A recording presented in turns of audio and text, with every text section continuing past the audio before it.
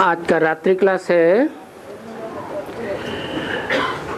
18/9/1964।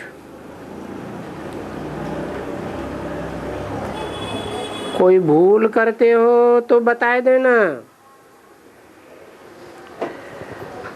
नहीं तो बाबा ने कहा है भूल मल्टीप्लाई होती रहेगी, अर्थात विकर्म बनती रहेंगी।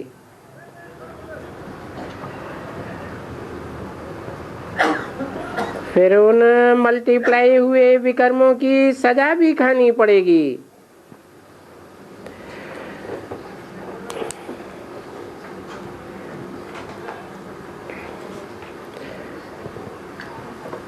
ब्राह्मण हो ना,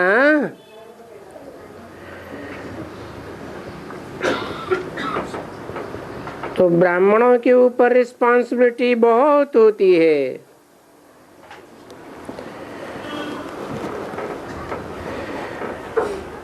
देवताओं को तो कोई रिस्पॉन्सिबिलिटी है ही नहीं।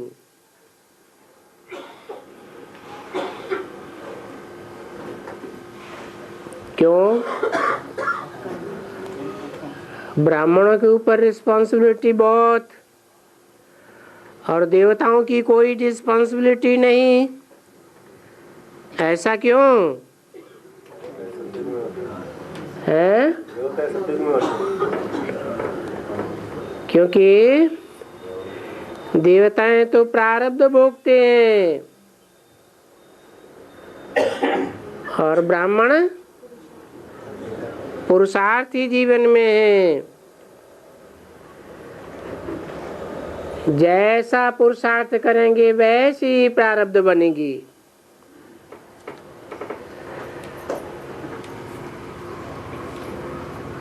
तो बताया देवताओं की भी कोई जिम्मेवारी नहीं और शूद्रों की भी कोई जिम्मेवारी नहीं।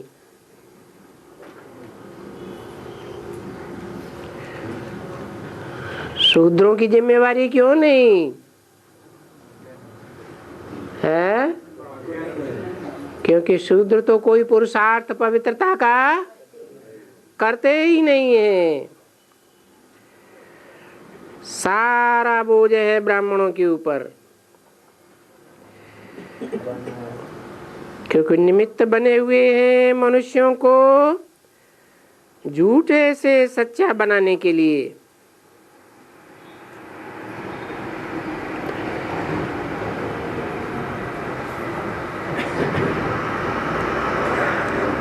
कौन से मनुष्यों को?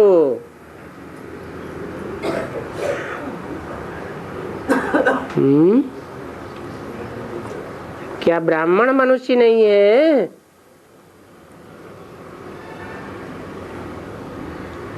ब्राह्मण भी तो मनुष्य हैं, परंतु देवताओं से ऊंचे हैं या नीचे हैं? जो असली ब्राह्मण है, ब्रह्मा की औलाद, वो देवताओं से भी ऊंचे हैं।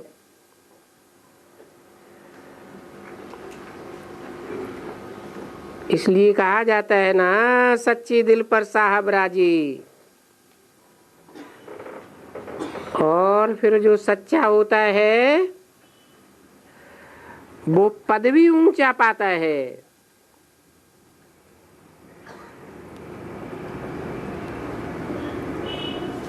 तो सारा मदार किस बात पर आ जाता है? हैं? सारा मदार आ जाता है जो भूल करते हैं उस भूल को सच्चा सच्चा बताने के ऊपर।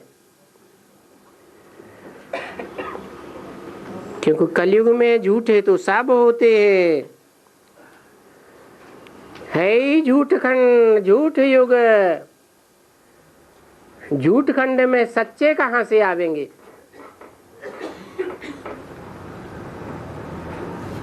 तो क्या देखा जाता है? सच्ची दिल पर साहब राजी।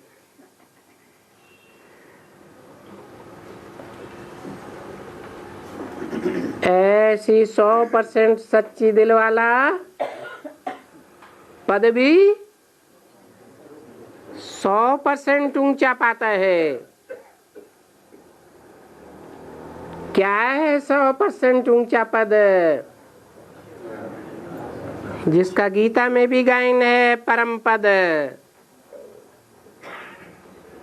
कौन सा पद है? विष्णु पद। ब्रह्मा सो विष्णु।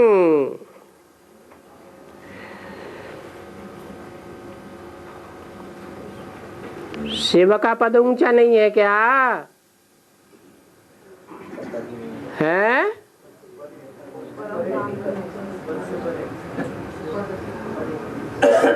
वो तो कोई पद लेता ही नहीं, न ऊंच बनता है न नीचे बनता है।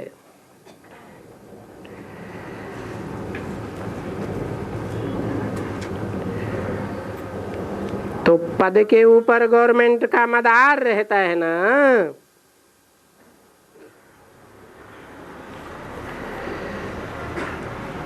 आजकल तो देखते हो कि सारा मदार मिलिट्री के ऊपर बहुत रहता है।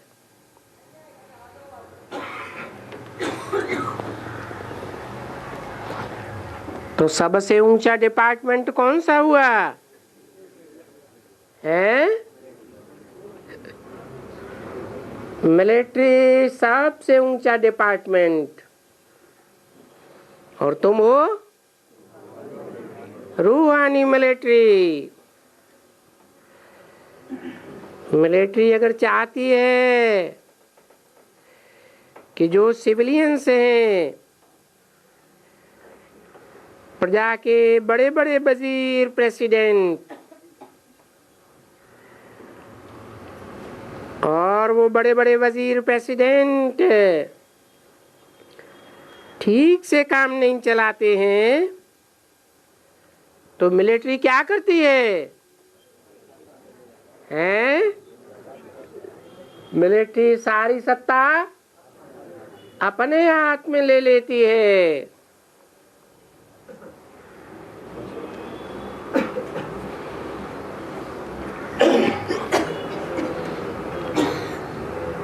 पाकिस्तान और हिंदुस्तान की मिलिट्री में क्या अंतर है?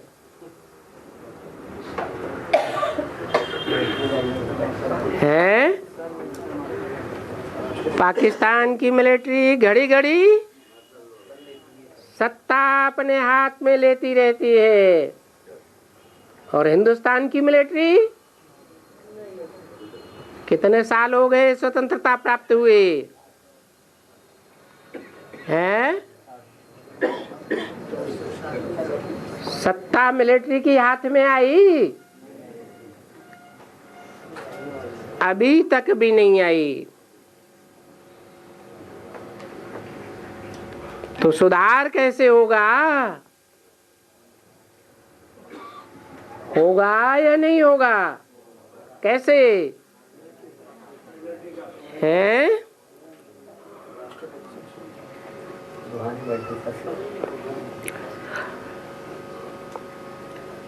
जो प्रजा वर्ग के बड़े बड़े वजीर प्रेसिडेंट हैं, वो ठीक से काम नहीं करते हैं।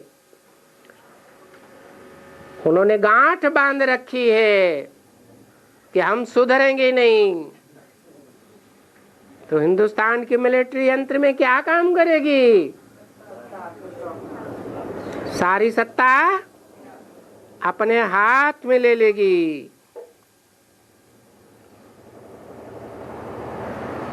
हो तो तुम भी मिलिट्री।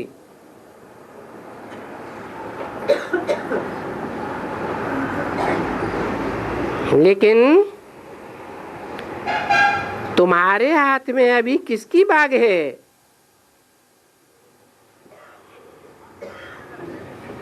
बाग माने लगाम।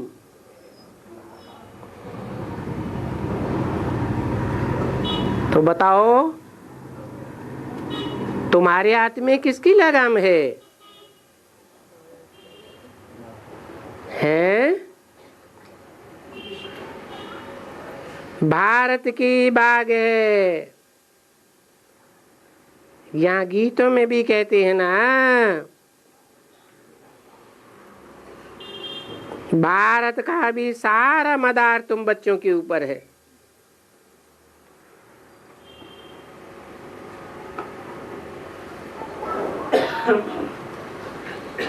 इसलिए तुम बच्चों को बहुत ही खबरदार रहना पड़ता है।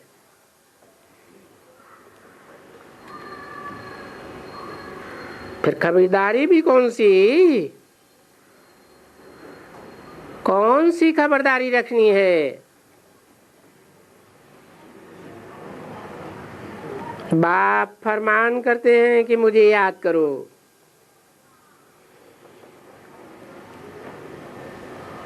जितना जितना याद करेंगे उतना तुम अच्छी ही सर्विस करेंगी, और बाप भी तुम्हारे से राजी होंगे। सर्विस से, योग से, याद से भी विकर्म विनाश होते रहेंगे ना। सिर के ऊपर विकर्म तो बहुत है ना। विकर्म अपने लिए है और पवित्र करने के लिए याद में रहना है। पवित्र रहना है और फिर पढ़ाई भी पढ़नी है। नष्टो मोहा भी होना है। यहाँ तक के सारी दुनिया को भूल जाना है।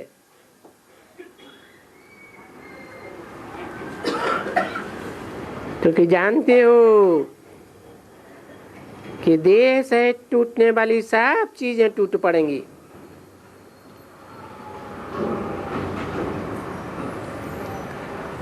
कब से जानते हो? हैं? ये बात कब से जानते हो कि अपनी देह और देह से जो भी चीजें हैं 5 तत्वों की बनी हुई, वो सब खलास हो जाएंगी। ये कब से जानते हो?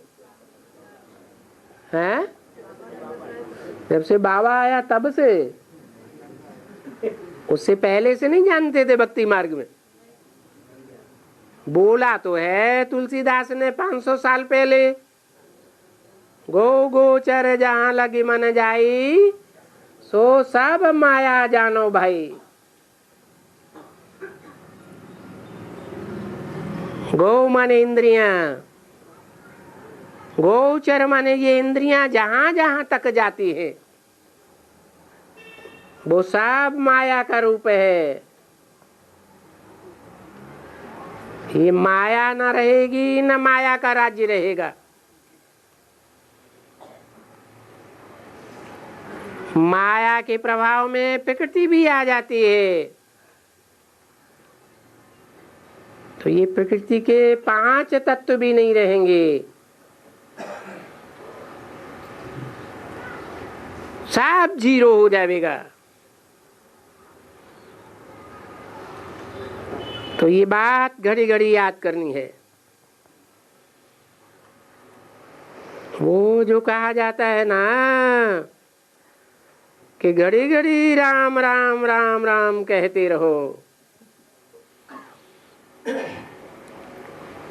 तो ये राम राम नहीं कहना है, मुख का हाथ में माला फेरने का,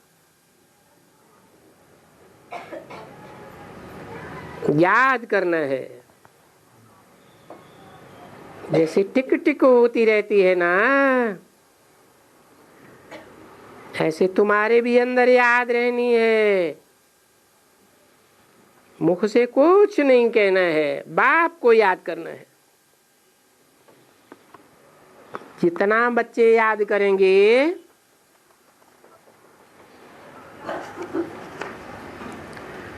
इतने विकर्म भस्म होते रहेंगे। नहीं तो फिर भोगना भी है। दुनिया से बिल्कुल ही न्यारे हैं तो दुनिया में,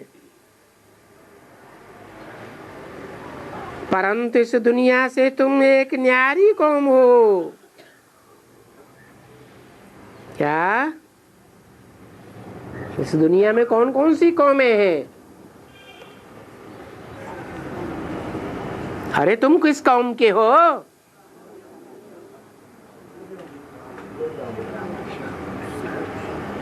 कौन कौन सी और मुख्य कौमें हैं इस दुनिया में? इस्लामी, बौद्धिक, क्रिश्चियन आदि ढेर की ढेर कौम हैं, लेकिन तुम उनसे न्यारे हो। क्योंकि ब्राह्मण कोई ऐसे नहीं होते कि जो आवे सो ब्राह्मण बन जावे, है? बन जावेंगे, हैं?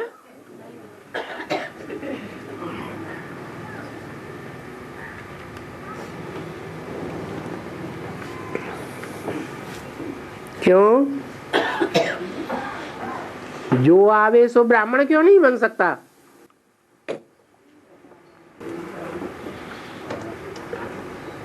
है? पक्का पक्का 100% ब्राह्मण क्यों नहीं बन सकता?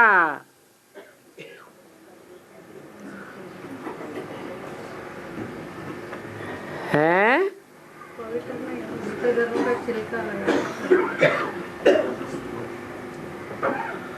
अच्छा, 100% पक्के ब्राह्मण किन्हें कहेंगे?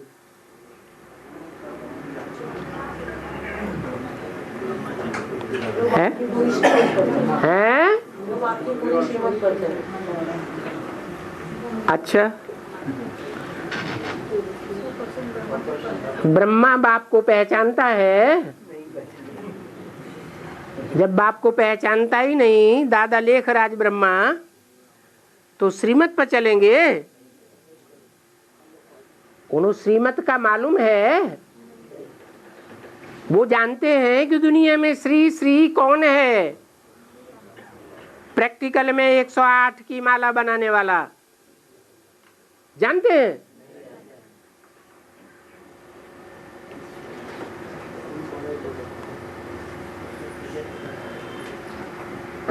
तो वो 100% ब्राह्मण की लिस्ट में नहीं आवेंगे, है? जब पहचानेंगे तब आवेंगे। तो कितनी आत्माएं हैं जो 100% ब्राह्मण की लिस्ट में आ जाती हैं? है? अच्छा, 8 परम पद पाते हैं, विष्णु पद पाते हैं। कितने पाते हैं? हैं? जो ब्रह्मा सो विष्णु। तो कितने ब्रह्मा के सिर दिखाए गए? ज्यादा से ज्यादा 5 सिर दिखाए जाते हैं।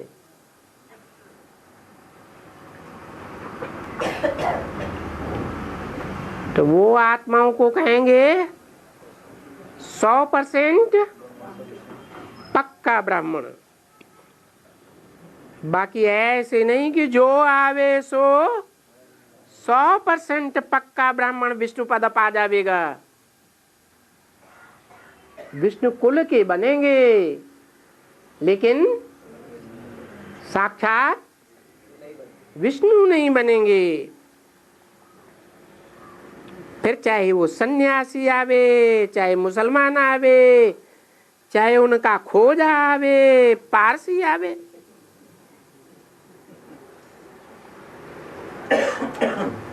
वो भी तो ब्राह्मण तो बनेंगे, ब्रह्मा की औलाद बनेंगे या नहीं? लेकिन पक्के ब्राह्मण नहीं बनेंगे।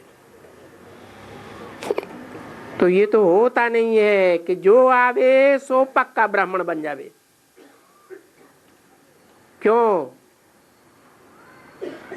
इसका कारण क्या? पुरुषार्थ बेकार हो गया क्या? पुरुषार्थ कोई चीज ही नहीं है।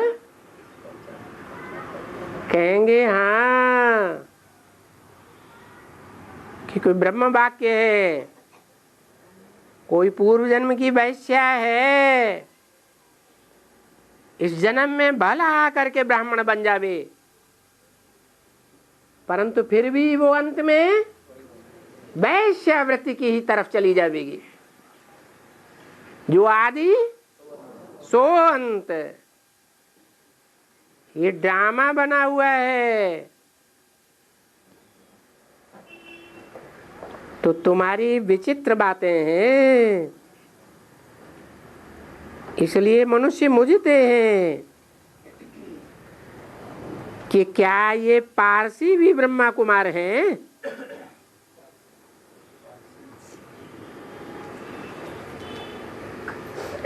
हैं? पारसी कौन है? हैं? पारसी शब्द कहाँ से निकला? पारसनाथ। उनकी खासियत क्या है? हैं? लोहा भी कनेक्शन में आवे तो क्या बन जावे? सोना बन जावे।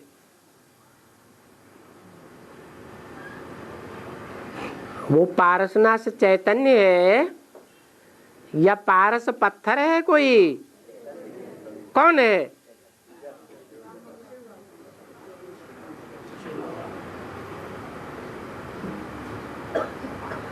कहेंगे एक ही पारसनाथ है कि जो भी उनके संग के रंग में आता है वो पूरा उन्हीं के रंग में रंग जाता है। ये मिनिस्टर भी ब्रह्मा कुमार हैं।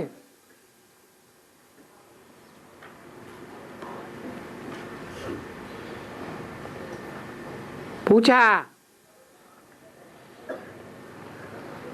मिनिस्टर आते हैं या नहीं आते हैं? ब्रह्मा और ब्रह्मा कुमारियों को मानते हैं या नहीं मानते हैं? कोई कोई आते हैं। तो पूछा क्या ये भी ब्रह्मा कुमार हैं? ब्रह्मा कुमार कहलाने से ही उनके ऊपर कितनी नुक्ताचीनी होती है, परंतु आगे चल करके ढेर के ढेर ब्रह्मा कुमार कुमारियां बनने वाले हैं। कौन? ऐसे क्यों कहा है? अरे वो अगर संगम युग में अंत में आकर के ब्रह्मा के बच्चे नहीं बनेंगे, ब्राह्मण नहीं बनेंगे, ब्राह्मणत्व का पुरुषार्थ ही नहीं करेंगे, तो कलयुग के अंत में राजाई का सत्ता उनको कैसे मिल जाएगी? मिलेगी?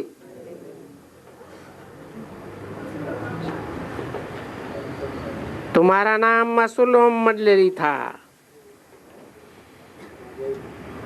क्या? कौन सी मंडली? ओम मंडली। मंडली एक की होती है कि ग्रुप को मंडली कहते हैं। तो ये खास 3 की मंडली है।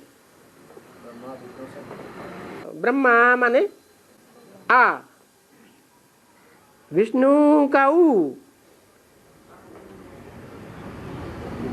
और माँ माने महेश का माँ। ये ब्रह्मा विष्णु शंकर 3 की मंडली है। और कैसी मंडली है?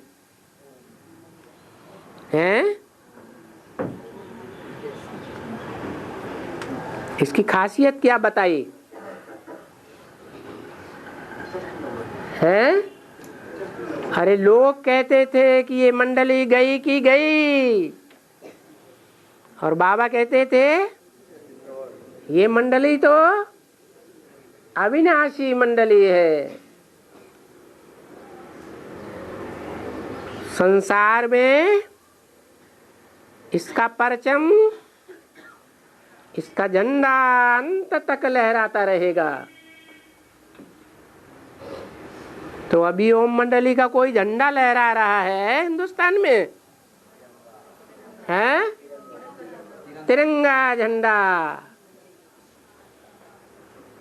लाल रंग है क्रांति का सूचक, खून ही क्रांति का राय देता है, वो हिंसा वाला खून नहीं। ये कौन सी खून? ये वेद के संकल्पों का खून, सच्चे और झूठे का खून। सत संकल्प क्या है और झूठे संकल्पों में रमण कौन कौन क्या क्या कैसे कैसे करते हैं, उनका महाभारी महाभारत गृह युद्ध हो जाएगा।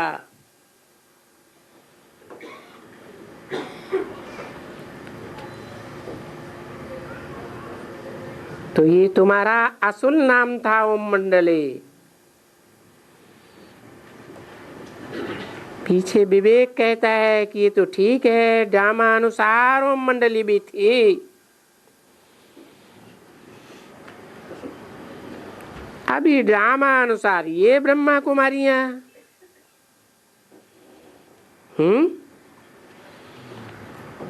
इसमें ओम मंडली के ही फॉलोअर्स हैं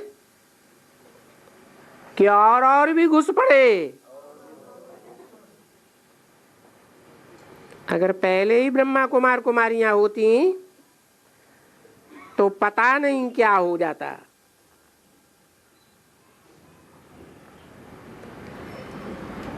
बहुत नुकसान हो जाता। तो जो तुम्हारा नाम पढ़ना था, फिर अभी ये पढ़ा ब्रह्मा कुमार कुमारियां। मुसलमान भी कहे हम हैं ब्रह्मा कुमार, सिख भी कहे हम हैं ब्रह्मा कुमार।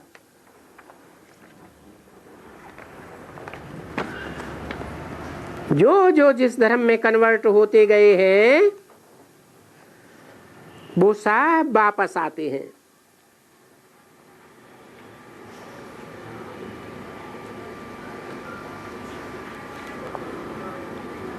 अठारह 964 की वाणी का दूसरा पेज। आगे चल के सन्यासी भी आकर के कहेंगे हम भी ब्रह्मा कुमार, और ढेर के ढेर कहेंगे। थोड़े बहुत सन्यासी नहीं, और फिर भिन्न भिन्न जातियों में ऐसे कहेंगे।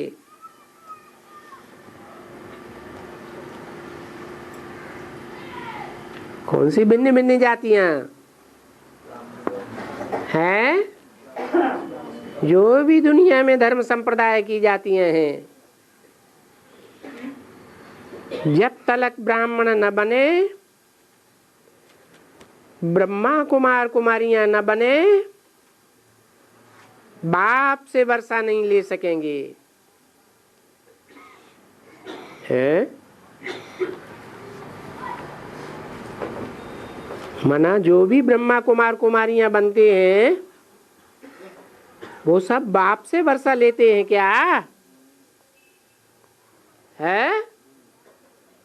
अरे बाप का वर्षा क्या है? कितने जन्म का वर्षा है? 21 जन्मों का वर्षा है। वेद के आत्माओं के बाप का वर्षा।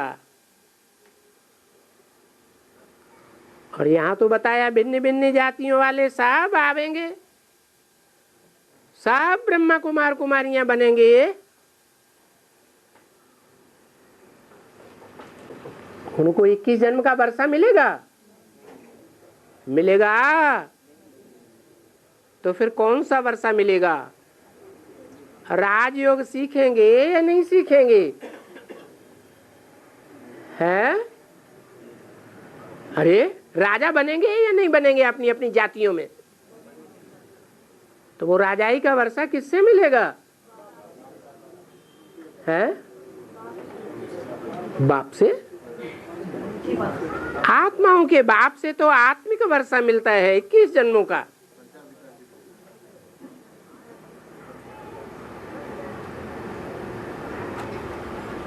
आत्मिक वर्षा 21 जन्मों का है, अहिंसक वर्षा।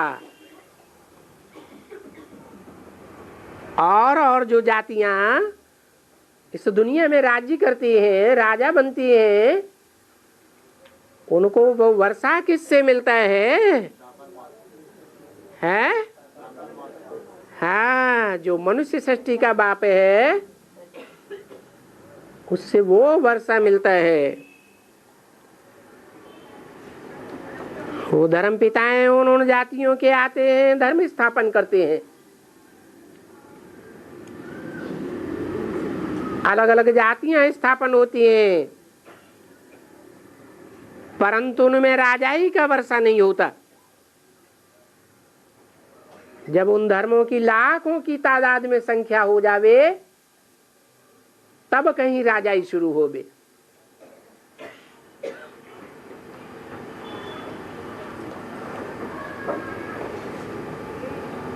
तो फिर कैसे राजाई शुरू होती है? हैं? हिंसा की राजाई शुरू होती है। किससे मिलती है? मनुष्य हिंसा करते हैं या आत्माओं का बाप हिंसा करना सिखाता है? हैं? मनुष्य ही हिंसा करते हैं। और मनुष्यों का बाप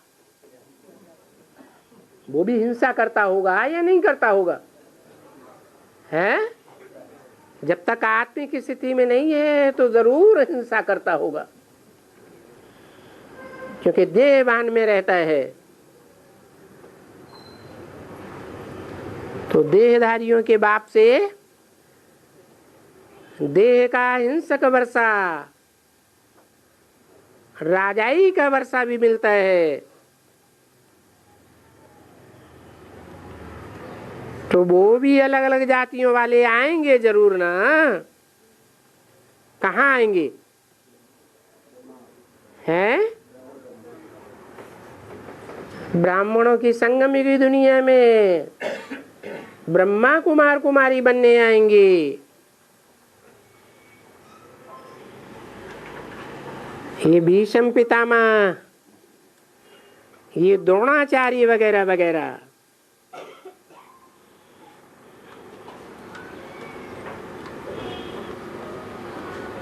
भीष्म पितामह जैसे सन्यासी भी आएंगे और द्रोणाचार्य जैसे विद्वान पंडिताचार्य भी आएंगे। ये भी जरूर ब्राह्मणों का बाण लगा तो ब्राह्मण बन पड़ेंगे। और क्या होगा?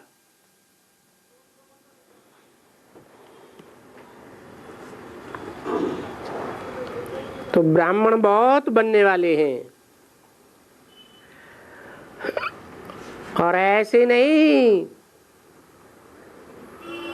कि कोई जोर जबरदस्ती से बनेंगे। जैसे मुसलमानों ने मुसलमान बनाया, मुसलमान बनो तो बनो, नहीं बनो तो सर उड़ा देंगे। ऐसी कोई जोर जबरदस्ती से मुसलमान नहीं बनेंगे। बड़ी खुशी से पीछे चल करके बनेंगे।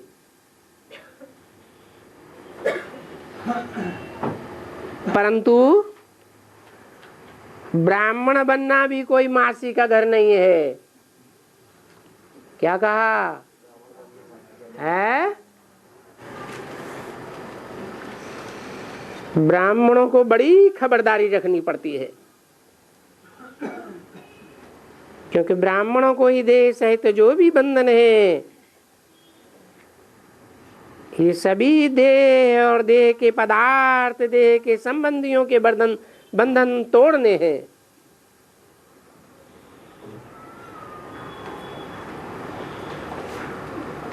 फिर कोई भी हो भी,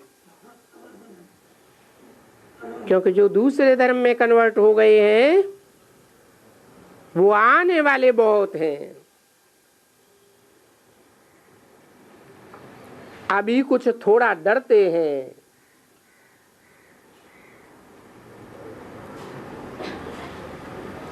और बच्चों में भी वो ताकत आती जाती है।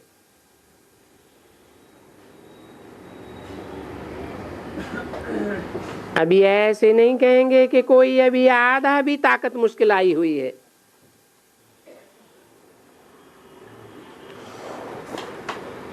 कब की बात है?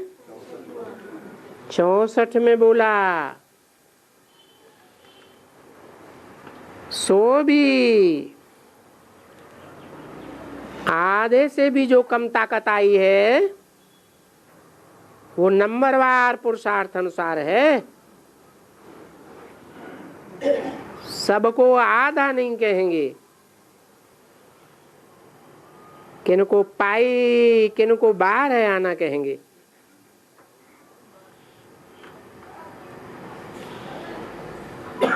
जैसे बाप की गत मत न्यारी, वैसे तुम ब्राह्मणों की भी गत मत न्यारी समझते हैं। सो तुमको बोलते हैं कि ये पता नहीं कौन है, इनकी क्या रस्म रिवाज है। ऐसी बातें न कभी सुनी न कोई से देखी। कोई शास्त्रों में भी ऐसी बातें नहीं सुनी है कि ब्रह्मा कुमार कुमारियां अपन को सुदर्शन चक्रधारी कहलावे।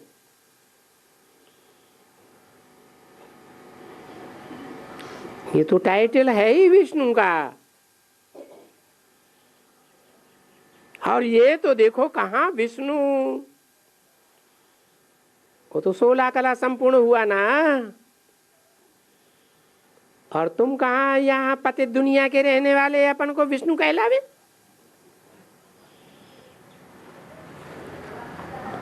नहीं तो विष्णुपुरी तो हम कहते हैं।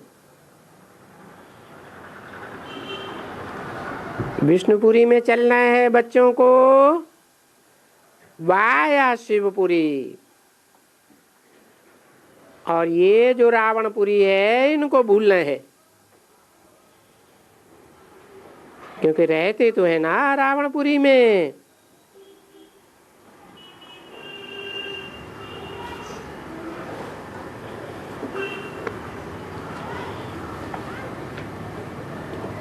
रावणपुरी में पुराना शरीर छोड़ना है और जाना है।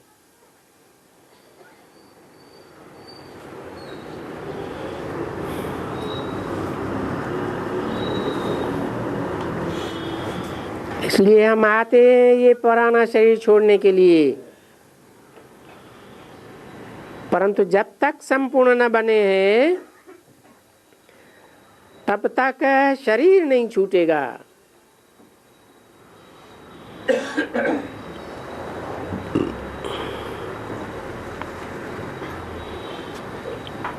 फिर ये भी आस है, जब तक संपूर्ण न बने हैं, बाप से पूरा वर्षा लायक नहीं बने हैं और समय भी नहीं आया हुआ है, तो तब तक शरीर ना छूटे तो अच्छा है। क्योंकि ये जो शरीर है, ये शरीर इस समय में बहुत अमूल्य है।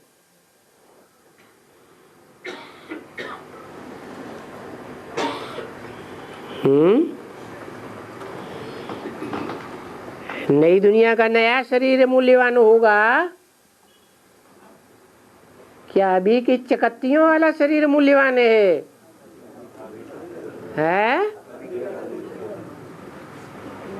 तन को ही कहते हैं ना ये अमूल्य है।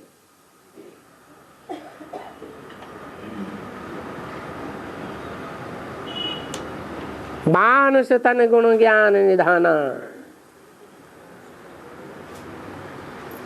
वो तो हर जन्म में ऐसे समझ लेते हैं, लेकिन है कौन से मानुष तन की बात? मन की औलाद को मनुष्य कहा जाता है। तो मनन चिंतन करने वाला मनुष्य, मनु अर्थात ब्रह्मा, वो कहाँ होता है? संगम युग में ही वास्तव में होता है।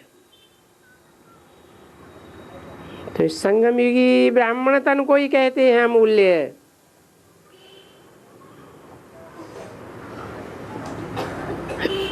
तो जब तन अमूल्य है तो तन में रहने वाला भी अमूल्य ठहरा। ये तुम्हारी जीवात्मा अमूल्य ठहरे। बरोबर तुम बच्चे ही गाए हुए हो कि इस दिल वाला मंदिर में वास्तव में एक शिव बाबा और फिर दूसरे तुम ब्राह्मण बैठे हो। नीचे ब्राह्मण बैठे हैं, ऊपर में देवताएं हैं। तुम सो देवता बनने वाले हो। नीचे ब्राह्मण और छत में देवताएं। क्यों? ऐसे क्यों? जबकि ब्राह्मण देवताओं से ऊंचे होते हैं।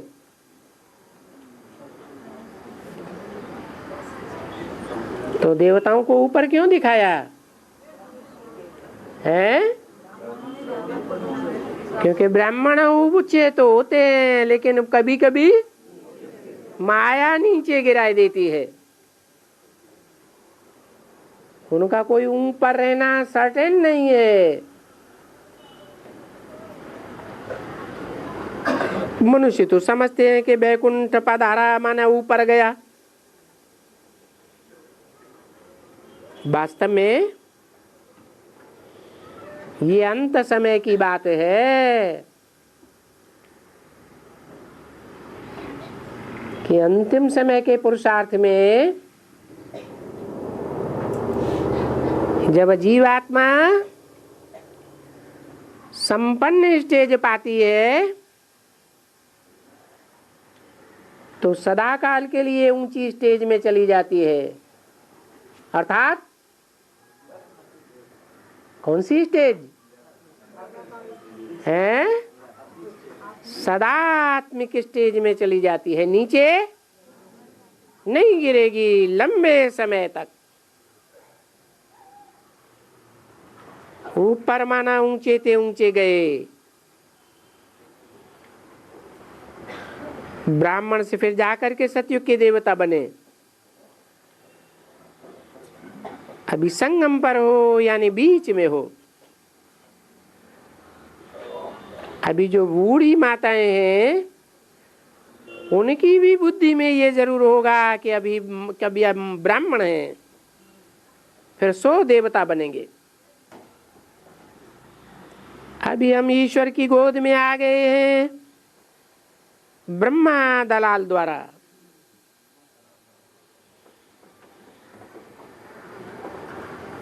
बिगर ब्रह्मा दलाल के गोद नहीं मिल सकती है।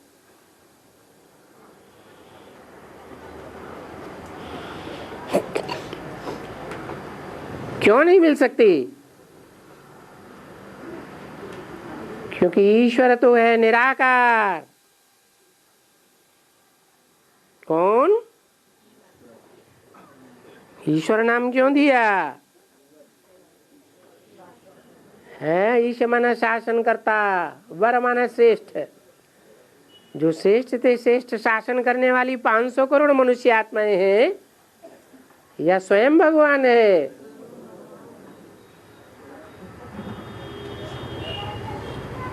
तो वो भगवान निराकार है, गोद कहाँ से मिलेगी बिगर ब्रह्मा की। तो ईश्वर की गोद सो ब्रह्मा द्वारा, बाद में हमको मिलेगी दैवी गोद। फिर बाद में तो सुख ही सुख है।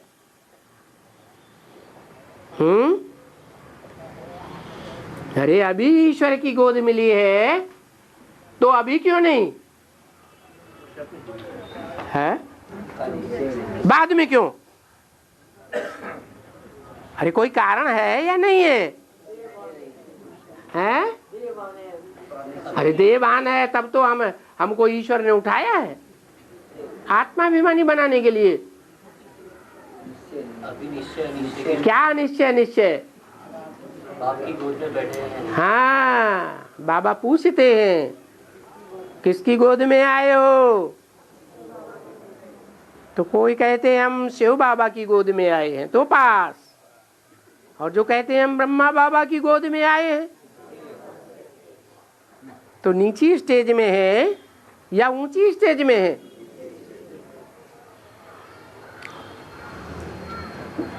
तो बाद में तो तुम सब ऊंची स्टेज में चले जाएंगे, क्योंकि बाद में तो सुख ही सुख होगा। अभी तो अपनी स्मृति के आधार पर नीची स्टेज बन जाने के कारण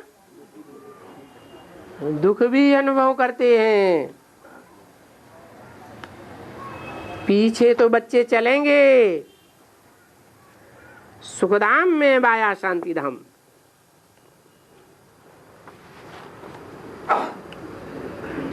अठारह 964 की रात्रि क्लास का तीसरा पेज। मनुष्यों के लिए तो वो दुखधाम है और हमारे लिए कल्याणकारी संगम धाम है। समझा? ये संगम धाम है, ये सिवाय तुम ब्राह्मणों के और कोई भी नहीं जानते हैं।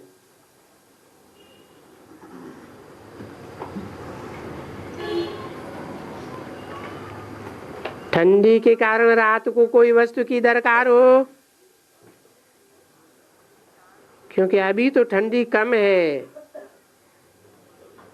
पर थोड़ी है। अगर कुछ नहीं लाया हुआ है तो इनको लेकर के दे देना। अरे ये अलौकिक बातें करते करते कहाँ लौकिक में कूद पड़े हैं? अभी माना क्या है? 64 में जो पुरुषार्थ चल रहा था उस पुरुषार्थ के अनुसार अभी तो कैलाश पर्वत की ठंडी नहीं है, क्योंकि कैलाश वासी अभी किसी ने पहचाना ही नहीं है। तो नीची स्टेज में है या ऊंची स्टेज में है? मैदान में सर्दी ज्यादा पड़ती है या कैलाश पर्वत पर ठंडी ज्यादा पड़ती है? ठंडी माना है? ऐसी स्थिति आ जाती है दुनिया की संगी साथियों की कि सबकी स्टेज घड़ी घड़ी कैसी होती रहती है? ठंडी होती रहती है। कोई की तो घरवाली घर में बैठी हुई है ठंडी स्टेज करने के लिए, कोई का घरवाला बैठा हुआ है ठंडी स्टेज करने के लिए, कोई के मोहल्ले पड़ोसी। और जो सरेंडर्ड ब्राह्मण हैं उन सरेंडर्ड ब्राह्मणों के परिवार में आपस में ही एक दूसरे का ठंडा पुरुषार्थ करने के लिए बैठे हुए हैं। बैठे हैं या नहीं बैठे हैं? हैं? बैठे हुए हैं। तो बोला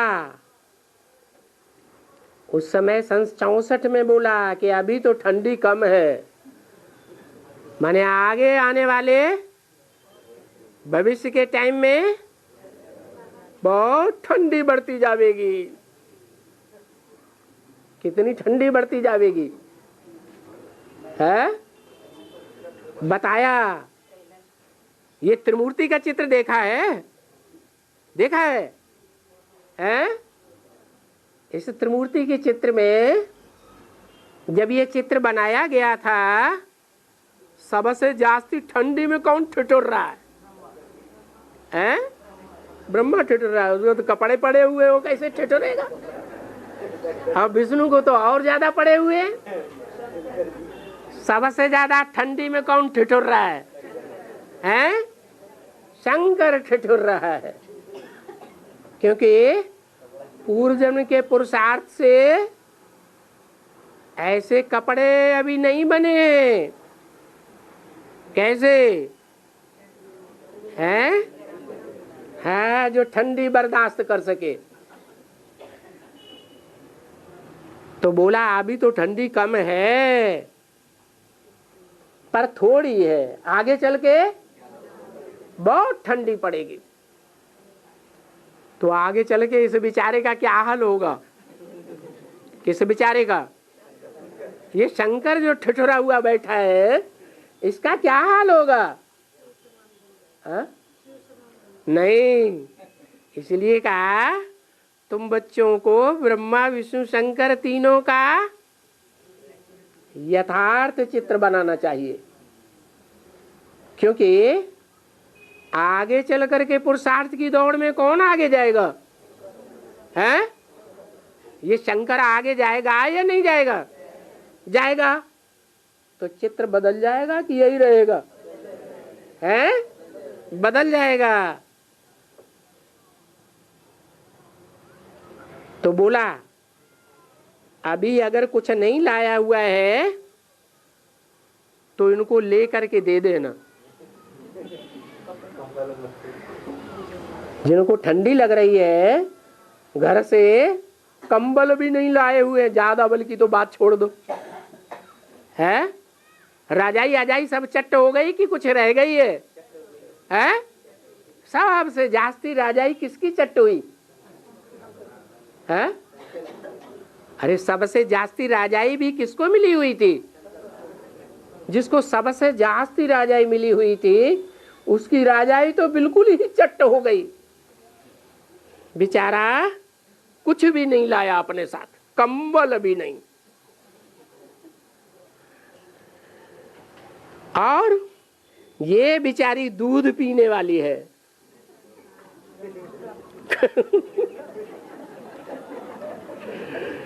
ये बेचारी दूध पीने वाली है और ज्ञान रतन देने वाली है। कौन है? ब्रह्मा ज्ञान दूध पीने वाली है। हैं? ब्रह्मा तो कामधेनु है। अरे हाँ, लक्ष्मी। ये दूध पीने वाली है और ज्ञान रतन देने वाली है। इससे जास्ती ज्ञान रतन कोई दे सकेगा? हैं? किससे? लक्ष्मी से। देखो गौशाला भी बहुत मशहूर है। कौन सी शाला? गौशाला भी मशहूर है। और फिर यहाँ ही गौशाला तो मशहूर है ही, लेकिन फिर यहाँ ही कौन सी शाला मशहूर है? अरे राम की सेना भूल गई, बंदर शाला भी मशहूर है।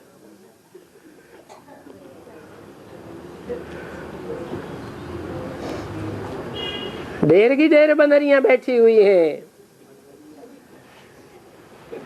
क्या? कैसी बंदरियां हैं? बंदरियां नहीं देखी? देखी है? कोई न देखी हो तो हाथ उठा दो। हाँ, हाथ उठाया किसी ने? है माने कोई बंदरिया नहीं देखा भी नहीं। बंदर बंदरी जब एक साथ बैठे हुए हों और बंदर बंदरी की पीठ पे हाथ रखे अब वो फट खड़ी हो जाती है पुरुषार्थ करने के लिए। ऐसी बंदरियां भी यहाँ मशहूर हैं। क्या? कैसी बंदरियां हैं? छू और हारा। क्या कहा? एक ड्राई फ्रूट होता है छुहारा, छुआ और हार गया। तो ऐसी बंदरियां भी हैं।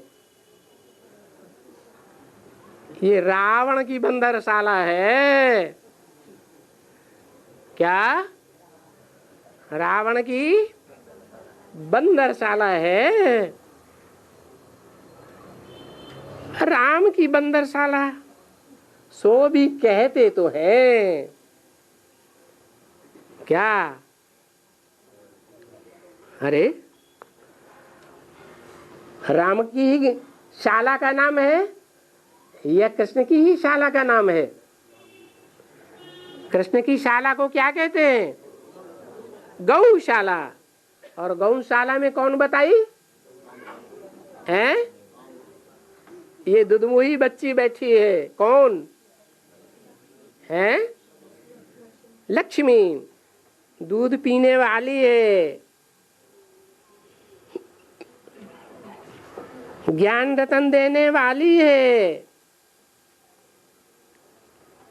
भविष्य की बात बताई कि वर्तमान की बात बताई?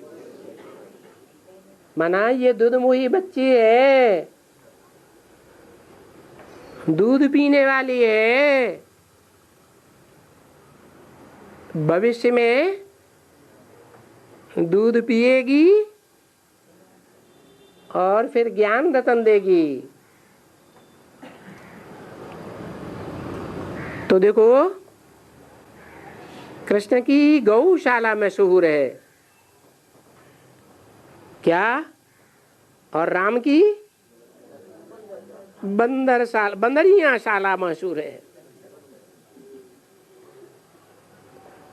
ऐसे कहेंगे ना? क्यों भाई ऐसे क्यों? राम का नाम इतना बदनाम क्यों कर दिया है?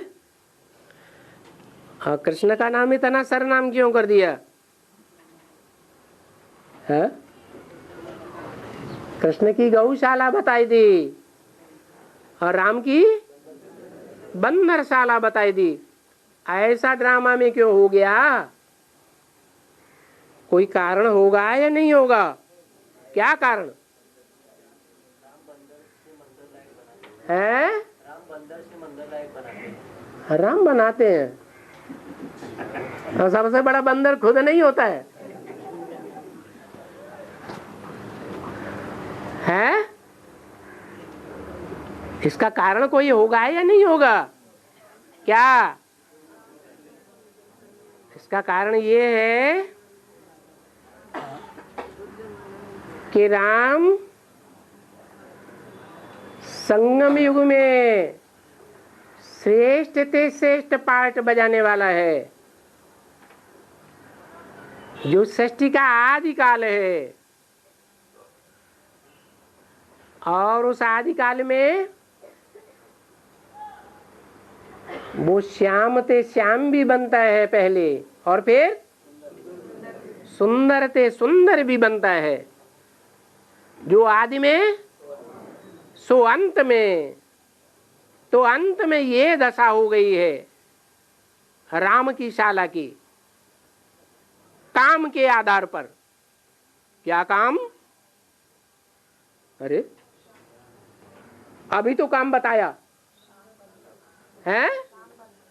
अरे बंदर बंदरियों का काम करते हैं। कौन? राम की शाला वाले। हाँ, कृष्ण बंदर बंदरियों का नाम नहीं है। क्या नाम है? गौशाला। सीधी सादी है,